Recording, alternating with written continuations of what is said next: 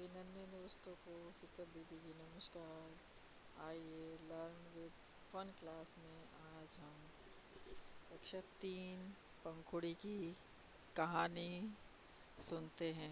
अच्छा, पहले आप लोग सब लोग ये बताइए कि जब सुबह सुबह होती है तो कौन सा पक्षी सबसे पहले बांग दे के हम सबको जगाता है? कौन? मुर्गा। हाँ, मुर्गा कैसे बोलता है? कुकड़ू कू, कुकड़ू कू।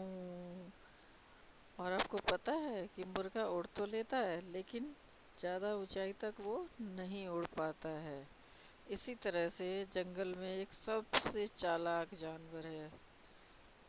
सबसे चालाक, पता है उसको क्या कहते हैं? उसको कहते हैं लोमड़ी।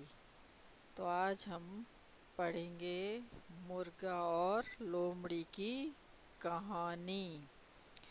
एक बार क्या हुआ कि लोमड़ी ने मुर्गे को पेड़ की डाल पर बैठे देखा।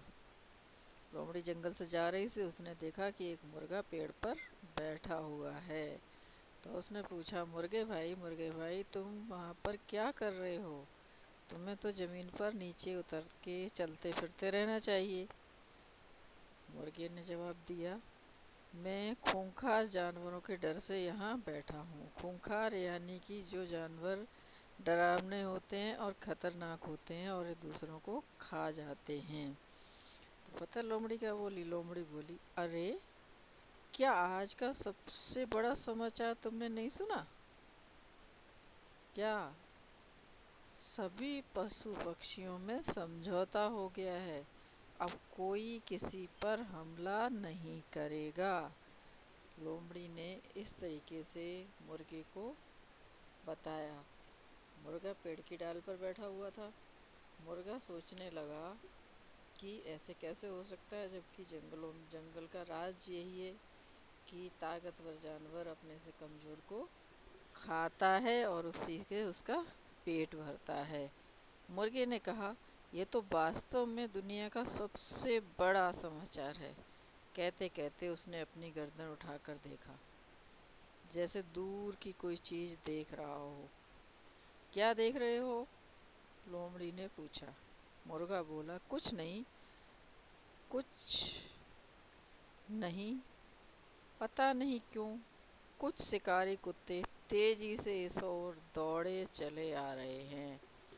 आप सबको बता दें कि लोमड़ी कुत्ते से डरती है। जंगली कुत्ते जो है ना, वो लोमड़ी को भी खा जाते हैं।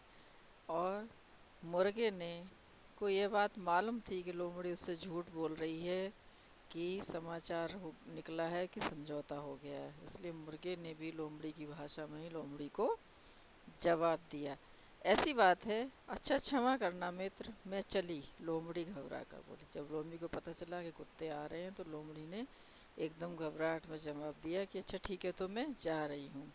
अरे तुम घबरा क्यों रही हो? तुम्हें क्या डर है? पशु पक्षियों में तो समझौता हो गया है ना, मुर्गा बोला।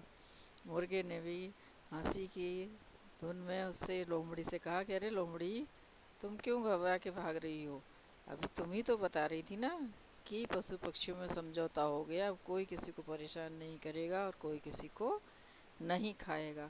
सच है, लोमड़ी बोली। लोमड़ी ने कहा, ये तो सच है, परंतु लगता है कि शिकारी कुत्तों ने अभी यह समाचार नहीं सुना है।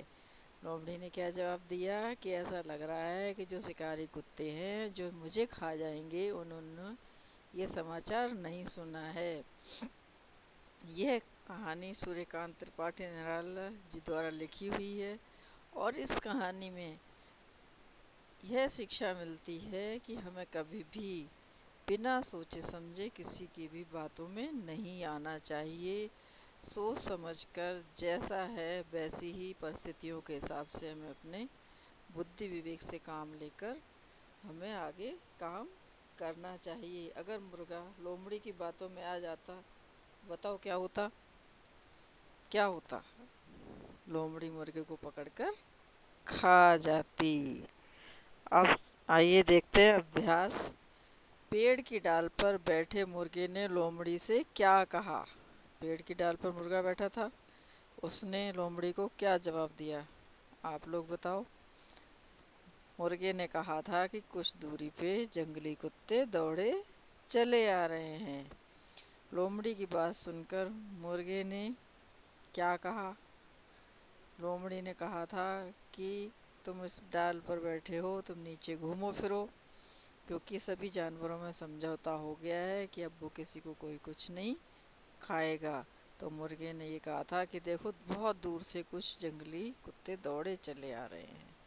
लोमड़ी की बात सुन मुर्गे ने क्या किया, मुर्गे ने उसको उसी की भाषा में जवाब दिया। किसने किससे कहा, पशु पक्षियों में समझौता हो गया है, ये किसने कहा था, लोमड़ी ने।